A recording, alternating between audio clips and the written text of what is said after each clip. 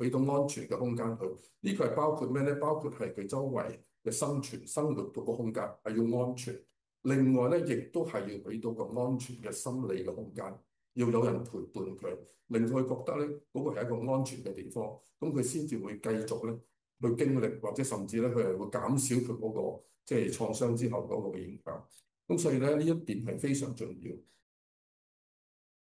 其實咧，我哋唔係希望你可以做個診斷，係啦，診斷我哋交翻俾醫生、精神科醫生去做。我哋都唔係需要去做一個心理輔導員，係啦。但係我哋為咗身邊嘅人，我哋想提供嘅係支援、諒解同埋協助佢哋盡快尋求到適合嘅治療同埋幫助。其實我哋都唔可以用隻空嘅杯咧去斟杯水俾人，你倒唔出其他嘢出嚟。所以我哋自己咧對自己身心嘅關顧咧十分之重要。